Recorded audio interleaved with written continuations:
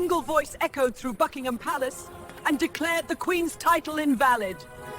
In the echoing silence of Buckingham Palace's grand hall, one man dared to speak words that froze the royal bloodline in its veins. Lord Edmund Harrington, a loyal servant of the crown for half a century, stepped before King Charles and Queen Camilla with trembling hands and a folder that could shatter the monarchy. What he revealed wasn't gossip or rebellion, it was law, ancient, binding, and forgotten. In a single breath, he declared Queen Camilla's title illegitimate. The air changed, history trembled, and Britain held its breath. If royal secrets, power struggles, and moments that redefine history fascinate you, you're in the right place. Tap that like button, subscribe for more royal revelations, and ring the bell so you never miss the next untold chapter from behind the palace doors. And don't forget to share this story, because what happens before the throne might just change how you see the monarchy forever. The grand hall of Buckingham Palace had never been so silent. Even the ticking of the golden clock above the throne seemed hesitant, as though time itself feared to move. Royal guards stood motionless by the doors, their eyes fixed forward, their hands firm on polished swords. And at the center of it all, a single man stepped forward, trembling not from age but from the unbearable weight of truth. Lord Edmund Harrington had served 4 monarchs. He had bowed before Queen Elizabeth II as a young aide, advised Charles when he was still the Prince of Wales, and watched generations of royals come and go with quiet devotion. He was no revolutionary, no seeker of scandal. Yet here he was, clutching a worn leather folder that, if opened, could change the very foundation of the crown. King Charles sat upright, composed but visibly weary.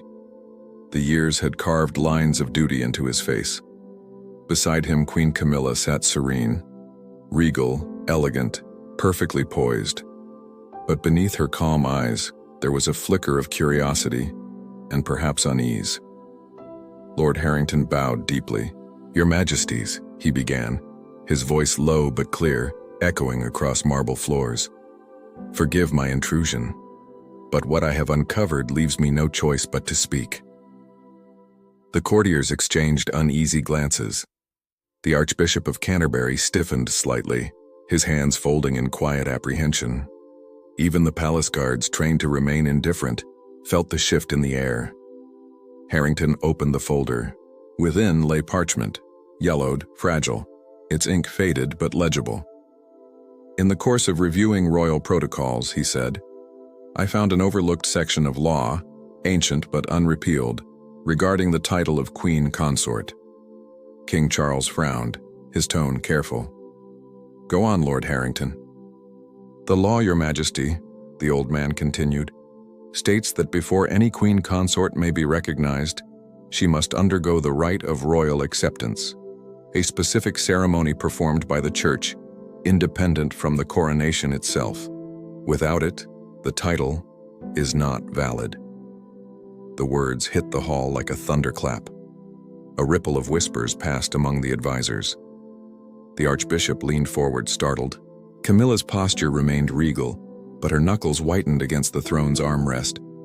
"Surely," she said quietly, "such a formality would have been accounted for during the coronation planning."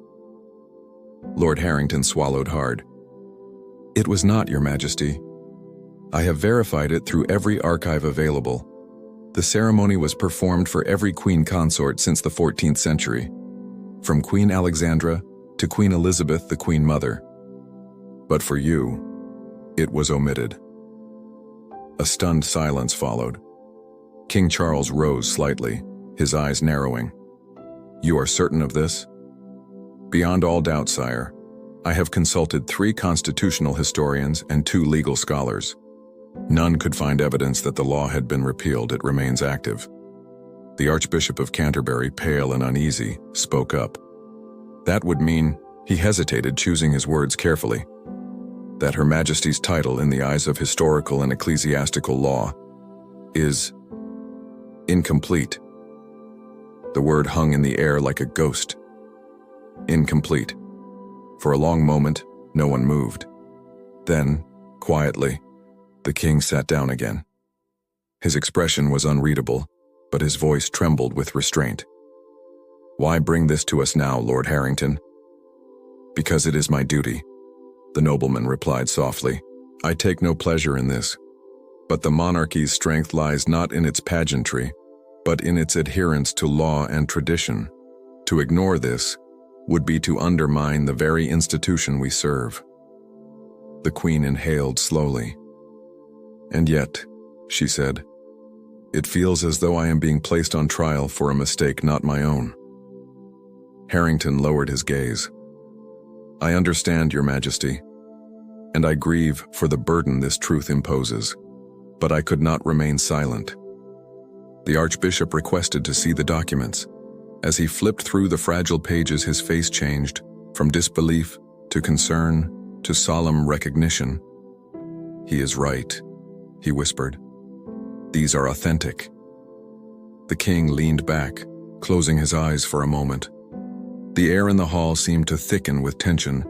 Even the courtiers trained to mask emotion appeared shaken. Finally, King Charles spoke again. Lord Harrington, your service to the crown has always been marked by loyalty and conscience. You have done what you felt was right. We thank you for it. The Lord bowed deeply. It is my honor, sire. But as he turned to leave, the room erupted into hushed conversation. Advisors whispered urgently, guards shifted uneasily, and the Archbishop murmured prayers under his breath. The Queen remained silent, her gaze steady, her mind racing. She had fought for years to earn the acceptance of the public, endured comparisons to Diana, and faced headlines that tested her every step. Now all of it hung by the thread of an ancient technicality. When the hall finally cleared, Charles and Camilla remained alone. He reached for her hand. My dear, he said softly, we will resolve this. She looked at him, calm, dignified, but wounded. Will we? She asked. Or will the world believe that after all these years, I never truly belonged? He said nothing. There were no words that could soothe the ache of doubt that law and history had suddenly stirred. Outside, the palace corridors buzzed with whispers. Word of the meeting, despite all precautions, began to spread like ripples through still water. The guards spoke in low tones. A clerk's message reached an aide spoke to a journalist. And within hours, the question that no one had dared to ask was already forming across London. Is Queen Camilla's title legitimate? By nightfall, the monarchy stood at the edge of a new storm. The next move would determine not just the Queen's future, but the credibility of the crown itself. And deep within the palace, the woman at the center of it all sat by her window, staring at the glow of the city lights. She whispered to herself, they can question my title but not my truth. The battle for legitimacy had begun. By dawn, Buckingham Palace no longer breathed calm. It pulsed with quiet chaos. The corridors once lined with tradition now echoed the urgent footsteps of courtiers, aides, and legal experts carrying folders stamped confidential. Behind every closed door, whispers brewed like storms. The revelation from Lord Harrington had spread faster than the palace could contain it. Though the official word was classified, in royal circles, secrecy rarely lasted past midnight. By morning, London's air was thick with speculation. In government offices, whispers of the Queen's title might not be valid danced from desk to desk. Reporters smelled blood in the water. Inside the palace, the king convened an emergency council. Around the long oak table sat his most trusted advisors, the Archbishop of Canterbury, Dame Victoria Ashford, Britain's top constitutional lawyer, the Prime Minister's representative, and a handful of senior officials. King Charles's voice was calm, but the exhaustion in his eyes betrayed sleepless hours. We need clarity, he said, his tone steady. Is this law still enforceable? Dame Victoria adjusted her glasses, spreading out the ancient documents like surgical tools. Yes, Your Majesty. It was never repealed, only forgotten. According to the statute, the rite of royal acceptance must be completed within 6 months of the coronation. It has been 14. The room went still. Even the ticking clock seemed to hesitate. So what does that mean for Queen? Asked the Prime Minister's envoy quietly. Dame Victoria exhaled slowly. It means, legally speaking, her title exists in a gray area. Every decree, every signature, Every official act performed in her name could, in theory, be challenged. The archbishop rubbed his temples. And the church was meant to perform this ritual? Yes, she confirmed. It was an ecclesiastical formality, but a binding one. Forgotten, perhaps, because it seemed redundant after centuries of stability. King Charles rose from his chair, walking to the tall windows that overlooked the gardens. "So," he said, his back to the room, "my wife is queen in spirit, but not in law." No one answered. He turned. "Then we must make her so." The archbishop nodded slowly. "We could perform the ceremony again, a modern revival, properly sanctioned." "Too late," said Dame Victoria. "The statute's timeline has passed. Performing it now would be unprecedented. Parliament might need to validate it retroactively." A low murmur spread. Parliament.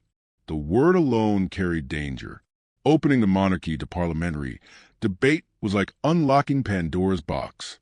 Queen Camilla entered then, unannounced but composed, wearing a simple navy gown and pearls. The room fell silent. Her presence was soft yet commanding. "I assume this meeting concerns me," she said evenly. Charles moved toward her. "My dear, you needn't."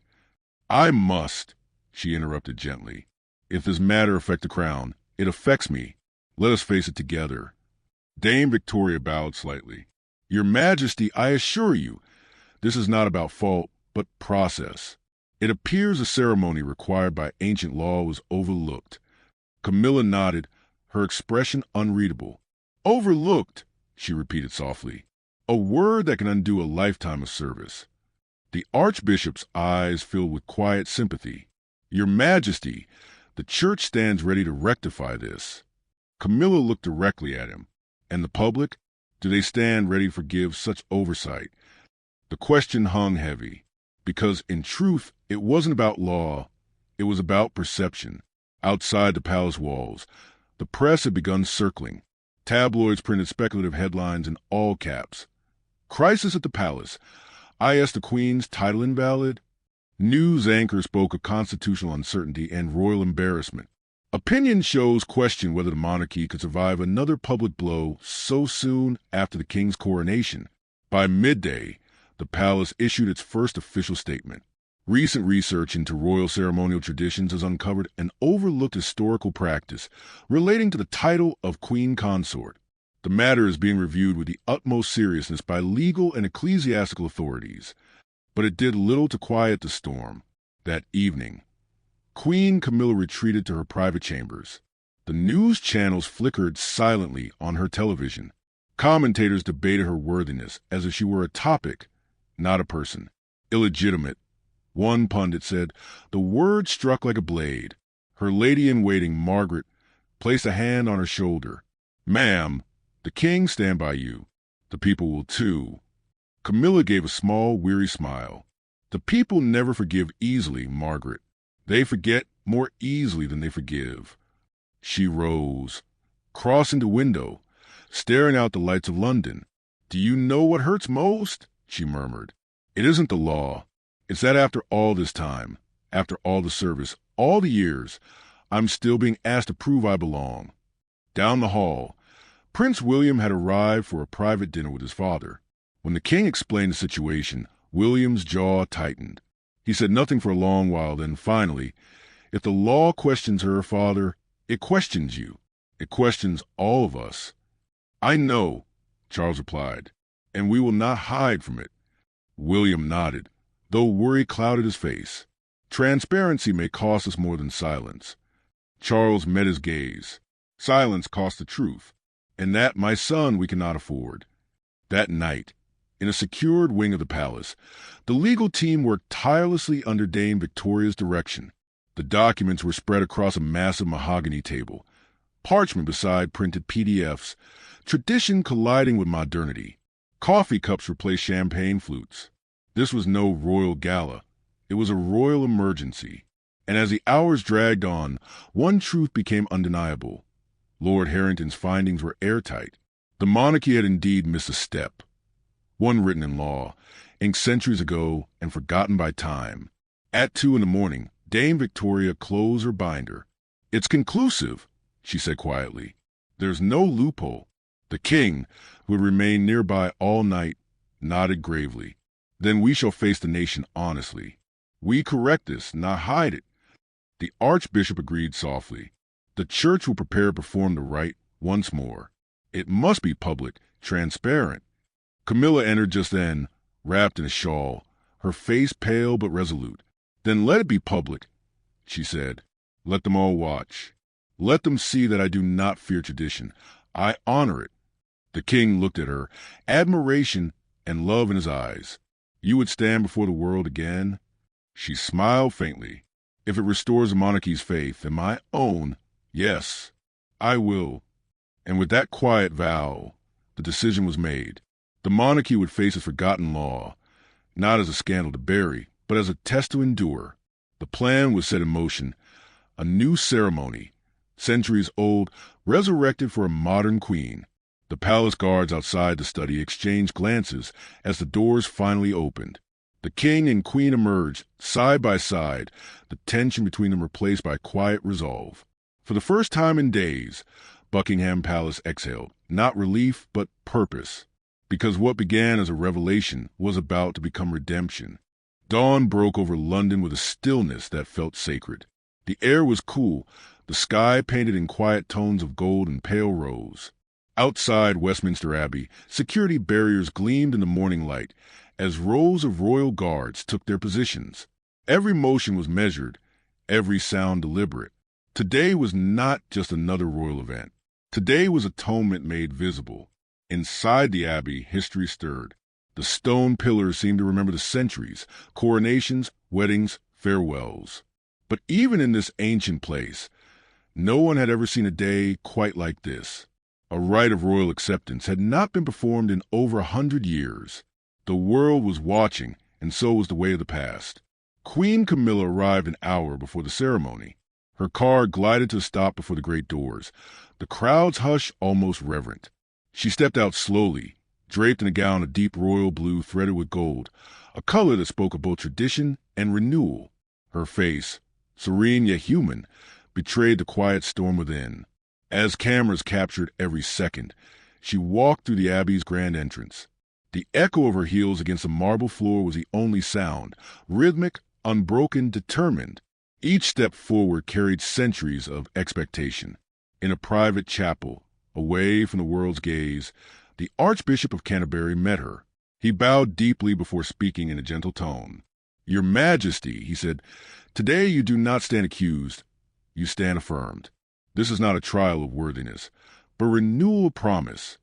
Camilla smiled faintly, though her voice trembled. "I know, but I'd be lying if I said my heart is calm." He offered her a small smile. "That is what makes it sacred." They prayed together in silence, for strength, for grace, for peace.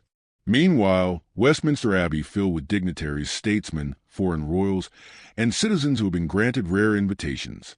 Prince William and Princess Catherine arrived hand in hand, their expression solemn but supportive. Even Lord Edmund Harrington, the man whose discovery had ignited the storm, was seated near the front. His age faced a map of conflict between pride and regret. At precisely 11 o'clock, the organ began to play, a haunting, centuries-old melody written for this very rite. Its solemn notes filled the air, echoing through the vaulted arches.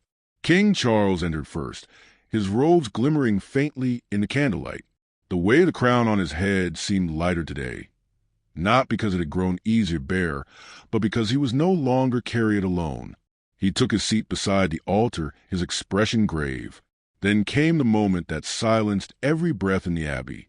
Queen Camilla appeared at the far end of the aisle, walking alone. No escort, no attendant.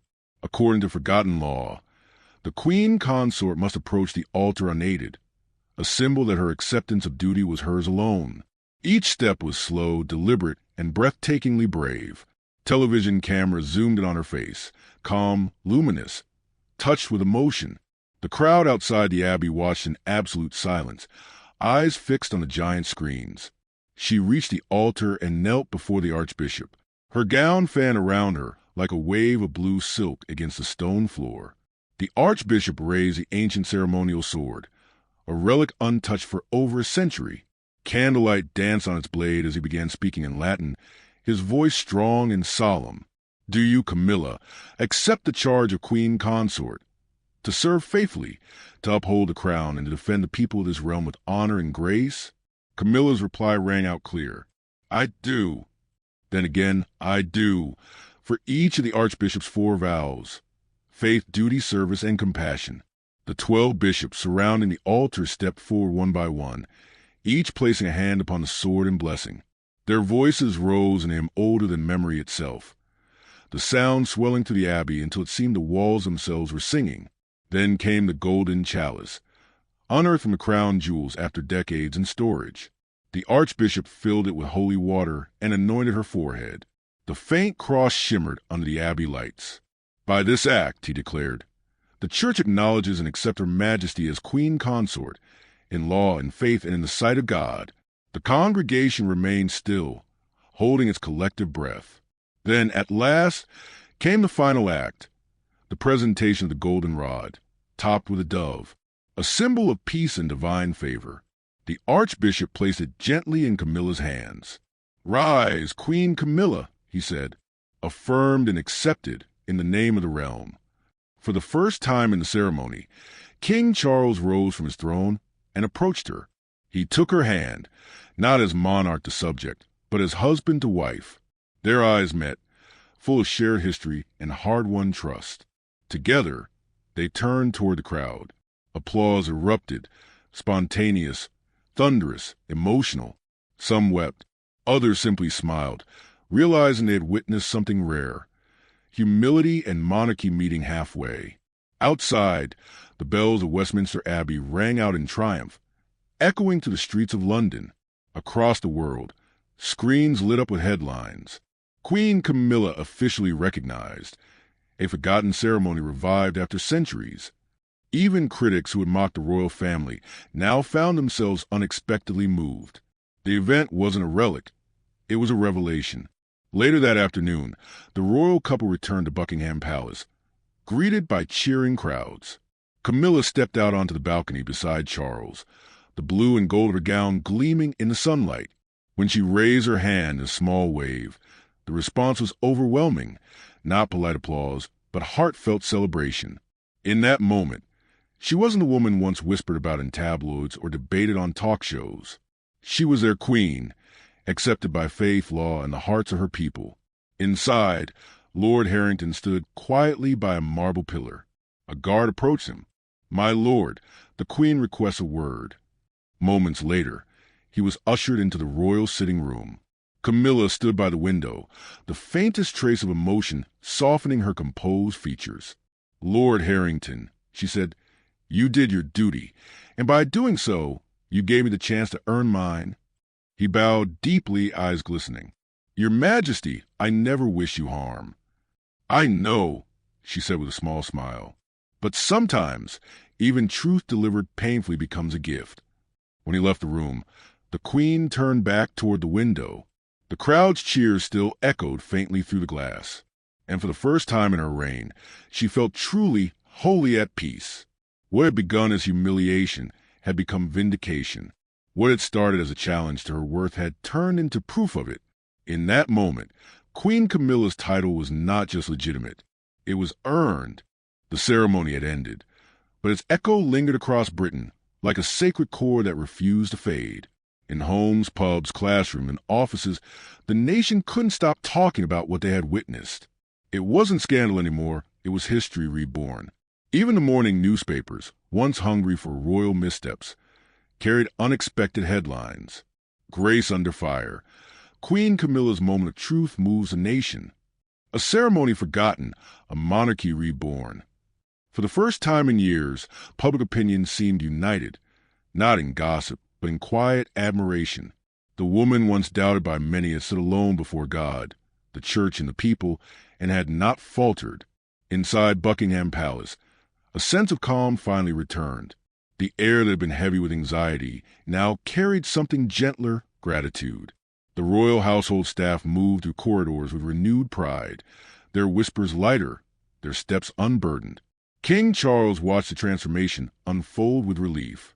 "She's done what even history could not," he murmured to his private secretary. "She's made the nation believe again." That evening, a private celebration took place in the palace ballroom. It was not grand or gilded like coronations past. No fanfare, no crown. Just family, laughter, and a quiet toast of endurance. Prince William stood and lifted his glass. "To Her Majesty," he said, pausing for effect, "who taught us that legitimacy doesn't come from law alone, but from how one carries the weight of it." Camilla smiled, emotion flickering across her face. "And to the next generation," she replied softly, "who will, I hope, never forget the lessons of this one." Applause filled the room, genuine and warm. For the first time in years, the royal family felt united, not by duty, but by shared survival. Days turned into weeks, and the tide of public sentiment continued to swell in Camilla's favor. She visited a children's hospital in Manchester, the same one she had toured in her early years as consort, and was met with an emotional ovation. Nurses lined the halls, and one elderly volunteer clasped her hand, whispering, "You've shown us what grace looks like." That night, alone in her study, the Queen wept quietly, not out of sadness but release. For decades, she had been shadowed by comparison, controversy, and whispered doubt. Now, the shadow had lifted. Her crown no longer felt borrowed. And yet, true to her nature, she sought not vengeance but purpose. The documents that had once threatened her title now became her inspiration. With the king's blessing, she founded the Royal Archive Foundation, a project dedicated to preserving and digitizing historical royal documents so that no truth, no tradition, and no lesson from the past would ever again be lost time. She visited the Royal Library where Lord Harrington had unearthed the fateful parchment. The old nobleman stood waiting, cane in hand. "Your Majesty," he said softly, bowing his head, "I never imagined my discovery would lead to this." Camilla smiled. "Nor did I, but perhaps it was meant to. You reminded us that history isn't a burden, it's a guide." To his surprise, she took his hand. "You'll serve as honorary patron of the foundation.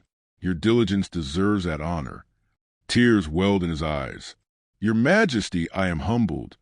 "And so am I," she replied.